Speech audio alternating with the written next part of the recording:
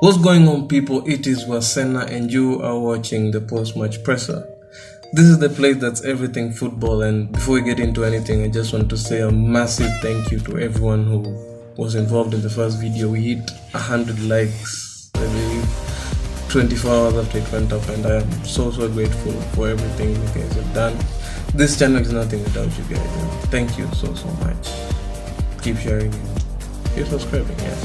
Anyway, this is the Focus on Transfer segment, and here we'll be talking everything transfers. Majorly it will be the Premier League, but as time goes on, the more segments will come, we'll be involving other leagues, the Europe Top 5. And first of all, I think I'm going to go into Arsenal. The Arsenal, as the official name is. They're making moves in the transfer window. They're doing some good business, in my opinion. As it stands right now, they've already signed Lokonga, I believe, from Anderlecht, and he's a centre mid. I think that's got something to do with the fact that Granit Xhaka and uncertainty around his future. There has been interest from a couple of clubs, especially the Italian ones. There's rumor that Mourinho wants him at almost its birthday. He wants him at AS Roma, and there's a possibility he may go after quite an astounding performance in the European Championships. I mean, why can't he play like that for Arsenal? I mean, no offense to the Arsenal fans, but it's kind of like Pogba. Yeah, but I'll get into Manchester United later. There's uncertainty around his future, and they believe he's going to go during this window. That's why Arsenal are making moves, bringing a young and quite exciting youngster. He's a starlet. I haven't seen enough of the guy. I haven't watched much of Belgian football, but given I've seen those highlights and skill montages and goals and highlights. Don't believe everything you see on TV, kid. Don't go watch that. Those things are scams. Anyway, the little I've seen about him, and given the reports, he may be an amazing addition.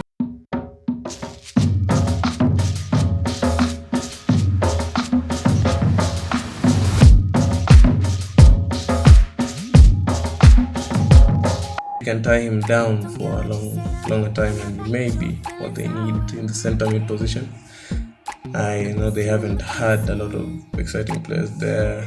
They've had loanees this past summer, and I'm pretty sure they're still looking to get someone like an attacking midfielder, even though they have Smith Rowe, but they can't rely on him the entire season. They also completed the deal for Nuno Tavares from Benfica, I believe, for around 6.5 million, and he's also an exciting player. He had been linked with Manchester City, he had been linked with Manchester United the summer before they got Alex Telles, and he's an exciting player. Yeah, he's played quite well last season. There was also a rumor linking him to Barcelona last summer as a replacement for Jordi Alba.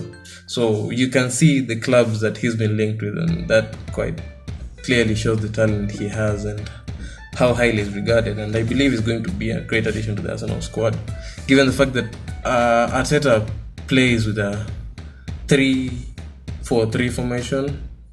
He used it for a couple of times at the start of the season, but he switched back to the 4-2-3-1 towards the end. But given the fact that he has Kieran Tierney in the left back position, I believe Tavares could be a long-term prospect as well as, but Tierney isn't that old. I think he's 23.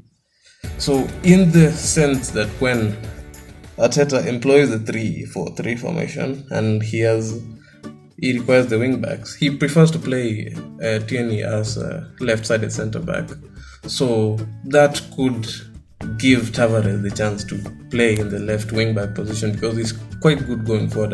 I've seen enough of him. I've seen more of him compared to Lokonga, and he's quite good at bombing forward, and he creates a lot of chances, and yeah, he's going to be a great addition. And Arsenal are quite focusing on the defense this summer, and Brizio Romano has also confirmed that the deal for Ben White is almost complete, pending medicals.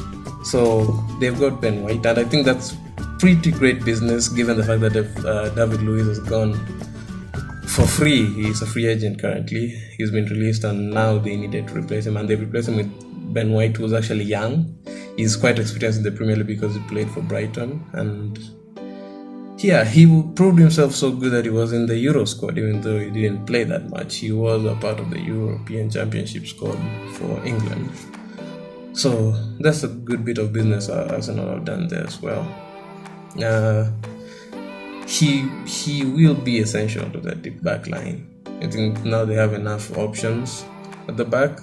I could see if the fact that Tierney can't play well as a left-sided centre-back, Arteta may be forced, maybe encouraged to employ a 4-2-3-1, I believe Arteta could employ a 4-2-3-1 formation in which he'll have a back four of Tavares as the left back, Tierney as the left-sided centre-back, Ben White as the right-sided centre-back, and probably Cedric Suarez as the right back if they don't sign another right back this window. If he chooses to employ the 3-5-2 formation, he could still have Ben White, Tierney, Ben White, and probably Gabriel at the back, and the wing backs could still be Suarez and Tavares. It hasn't all been signings. I mean, some players have been shipped out. There's the story of David Luiz, as I mentioned earlier, going free at the end of his contract this window. Willian is also looking for a new club. I think his contract has run down as well, and he could be set for elsewhere, probably the MLS. That's where he's moved out to go so much. Matteo Guendouzi and the William Saliba of the controversial Saliba video showed a little too much of his friend. They've both been shipped off this window to Marseille on loan, but Guendouzi has an obligation to buy in his contract with Marseille, so he's pretty much going to Marseille at the end of the window. Reece Nelson, he hasn't gone yet, but there's been plenty of interest in him from clubs within the Premier League, which is quite good. There's been interest from Brighton, Brentford, Newcastle, so he could be going there. And that's according to CBS. Inter's sporting director, I believe, has officially confirmed that they are interested in Hector Bellerin because obviously Achraf Hakimi has gone to Paris Saint-Germain from Inter, so they're looking to replace him, and they believe Hector Bellerin could be the best possible option. Inter's just becoming a squad of Premier League rejects and Premier League ex-players, because there's a lot of them. Lukaku, Damian, Young, although Young's gone back to Watford. There's the story of Lacazette, the situation with Lacazette. There's the interest in Arsenal are looking to sell him if the right offer comes in. Now, what gets interesting is the fact that the person who's reported it is Duncan Castles, and Duncan Castles is pretty much very unreliable. I think if I use the rating of tiers for journalists, he's gone downhill. Over the last couple of years, he's got transfers so wrong that he's not considered reliable anymore. He just went like, yee. Now, Manchester United, the Red Devil Manchester. And just to clarify, I am a Manchester United fan, so yeah. You're going to have to get used to that. Already completed signing of Jadon Sancho from Borussia Dortmund. BVB just bullied Manchester United for the entirety of last year. They've still gotten their fee this year. I think the fee of around 80 million. So he's already completed his medical. So it's just the announcement that's taking forever because Glazers are Glazers. The resemblance is uncanny. The second brewing story regarding Manchester United is Raphael Varane. Raphael Varane has been a target of Manchester United as confirmed by Fabrizio, and he may well end up being a player. The entirety of last week was just reporters saying the deal is over, done, the deal can be done, the deal is almost done. So it's not officially done, but because you know how Manchester United are, I believe any Manchester United fan watching this knows how Manchester United are. They are crap at transfers. They take way too long to finalize a deal, and when they do, they still like to enjoy making the fans wait. Case in point, the Jadon Sancho situation. We're still waiting for announcement after the medicals were done last week, and we're at the mercy of them. So we just have to wait. There's the issue of Trippier, and Atletico Madrid don't want to sell him, but Manchester United are considering. They've placed a couple of bids in, and it may go on to be that. In my personal opinion, all of this so far, quite a good deal. Rafael Varane is a good centre back. He's one of the best centre backs in the world. I think ranking him right now, I think he'd definitely make anyone's list of the top 10. Generally, of the past year or two, I know he had quite a stinker last year against Manchester City. Nie wiem, jakieś tam pudełka składać.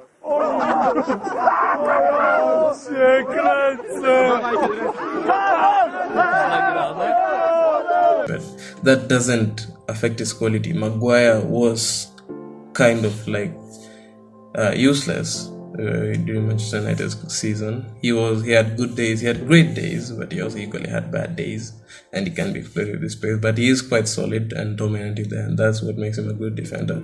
So you can't judge a player just because of one bad game, and I believe that's the same with Rafael Varane. He's still proven himself, and the partnership with him and Ramos, I know it's a long shot, but I can't compare their connection and solidity to the one like Bonucci and Chiellini for the Euros with Italy.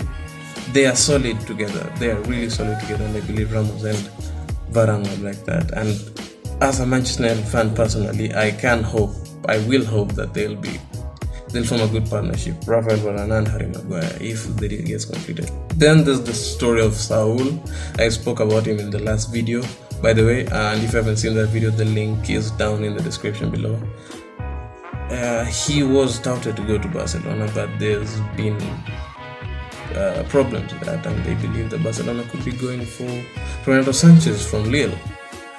So that's because the agent of Saul Niguez is reportedly talking to Manchester United and has offered the player to them, and United could be considering that.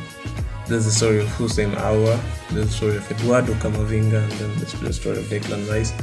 All these three are coming from the Express, and I can't read the validity of the Express mail, so we just have to wait on that. But Hussein Aouar, I believe Manchester United could be in for him, but that depends on Pogba's situation, because Pogba is playing in the same, Aouar plays in the same position as Pogba, and they have to wait. Manchester United have to wait to see if Pogba doesn't sign a new contract and has to go to Paris Saint-Germain, because PSG have players most interested in him, and Manchester United will have to sell rather than losing for free next summer. I believe they may turn to Hussein Aouar for this. So I honestly believe if Manchester United get these deals done, Sancho, Varane, Trippier, all we need is a solid center defensive midfield, and we're good, because all the holes we have in the lineup are predominantly, okay, we have a lot of them, but they're predominantly in the right wing position, because Greenwood is a striker rather than a right winger. Rashford is a left winger, so he doesn't perform well on the right. James is a left winger and he isn't that good because he can't deal with low blocks. He's just, well, the road runner with a football at his feet. I believe that if we get Sancho, we've covered that right wing, and because he's young, we've got that for a couple of years, and he's going to be great. As the others like Ahmad and Pelestri come through, he's going to be a good stopgap, and he's going to help them improve their game as well, just like Cavani is doing with Greenwood in the striking position. Our next hole in the midfield is the center defensive midfield position. I mean, in my opinion, McTominay and Fred are doing a one-person job. Two people doing a one-person job. They are not a double pivot. They are each player half a pivot, and together they form one pivot. Seriously, McFred isn't a defensive midfield you can rely on for the long-term future. And I believe that if you get someone like a Declan Rice or a Camavinga, although Camavinga is more of a center midfielder, but he can play well in the center defensive midfield role, or someone like a Kante, although we can't get Kante or Jorginho, players with that kind of similarity and style of play. I'm not saying we're linked to them, I'm just saying if you get a player of that kind of quality, or Ndidi, you get that type of player, you can cover that defensive midfield position so solidly, and it can give players like Pogba the chance to go forward without any problem.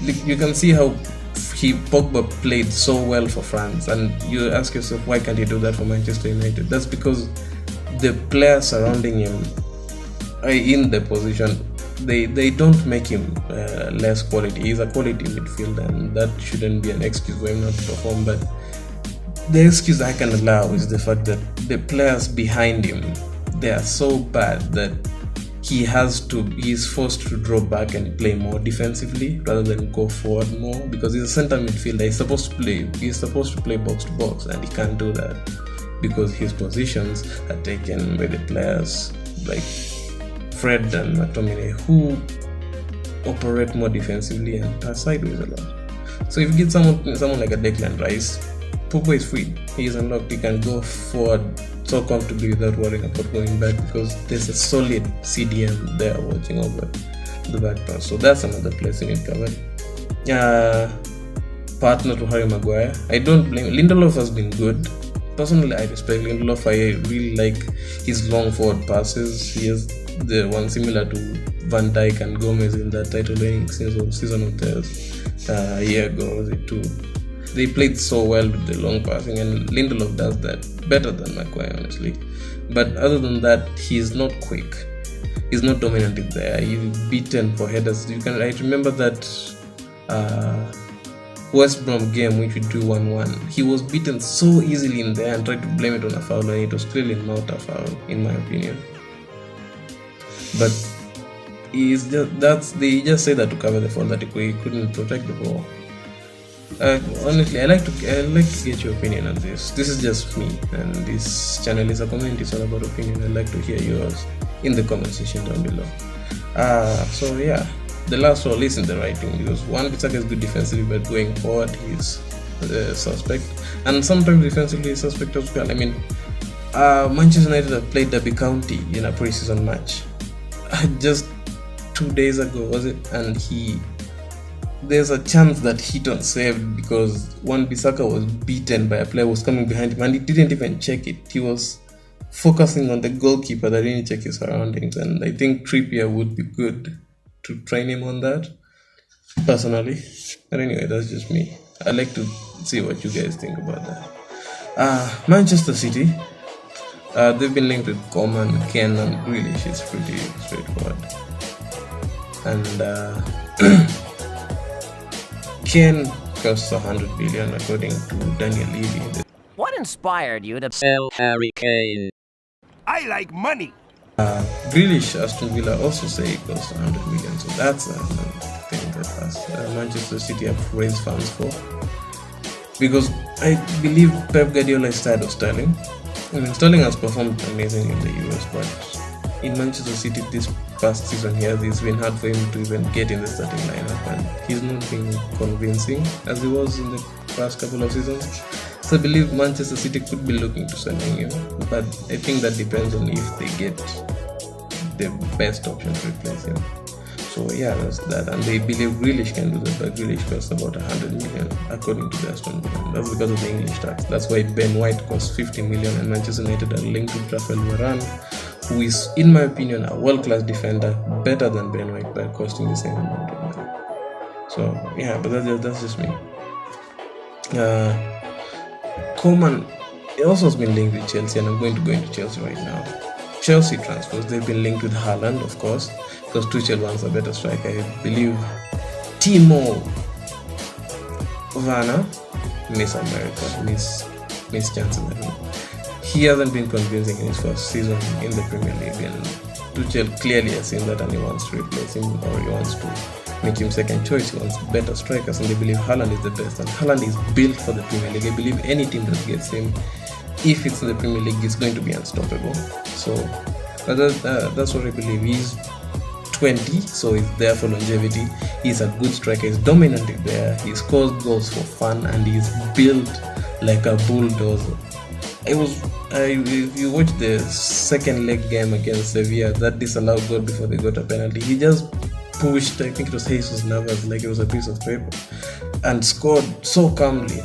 He's a Viking. I mean, he's Norwegian, so that makes sense. But yeah, Chelsea have been linked to them, but I don't think Dortmund are going to budge on if they want close to 150 million. I don't believe Roman Abramovich can pay that money given the COVID situation and the finances and also the FFP laws. Giroud obviously has gone to AC Milan, so I think that's another reason why they need another striker.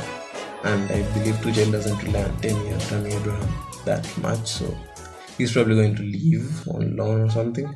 There's news coming from, I think, Sky that Lewandowski could be touted for the Premier League with Chelsea willing to pay 50 million to sign him. I don't know how many years he got on his contract, so I don't know how that's going to go.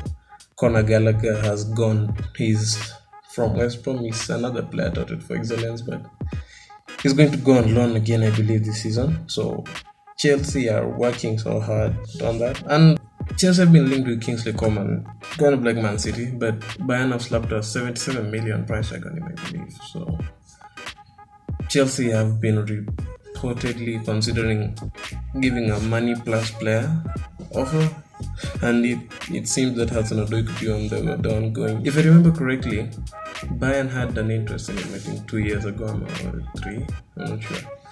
So Chelsea could be looking to exploit that, and they're offering money plus Hudson-Odoi, according to reports, so they can get Kingsley Coman because he has 1 year left on his contract as well. In a surprise twist, Pjanic has been included, has been a name that's come up, I believe. Chelsea and Arsenal and Tottenham, for some reason, all interested in Pjanic because Barcelona are looking to offload him because they don't have enough money, as I spoke about in the previous video. If you haven't seen it again, the link is down in the description. And Liverpool, finally, they've already signed Konate, and I think that's their main signing this window.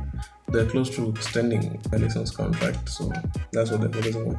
Mainly, given the fact that Gini Wijnaldum has gone to PSG, they're looking to replace him, and the issue there is they haven't found many players who can play in his position. They've reported that they're interested in Saul again, because Atletico, he wants to leave Atletico, so they believe they can get him. There's Tielemans, but he's further down the list. There's Hussein Aouar, the same one linked to Manchester United, and Nicola Barella. I believe they're just looking for a midfielder. You can see a very strong-looking Liverpool squad next season. Van Dijk will be back. Gomez will be back. There's Konate there. I think they've replaced Lovren at last with Konate. So he could be lining up alongside Van Dijk. I doubt Van Dijk is the one going to be dropped. If anything, Gomez is the one going to be dropped, and the Liverpool squad could be looking something like this if they get any of the deals, because Barella is the main one being considered, and he's attacking, he's an attack-minded box-to-box, so we'll see on that. Anyway, thank you so much for watching. This was my take on the focus on transfers. This is the first of many, hopefully. Let me know what you think about all of this. I'm pretty sure a lot of you are fans of these football clubs, and I'd like to hear your take on any of this and what you'd wish your club to do. It's been great talking to you guys. Thank you so much for watching.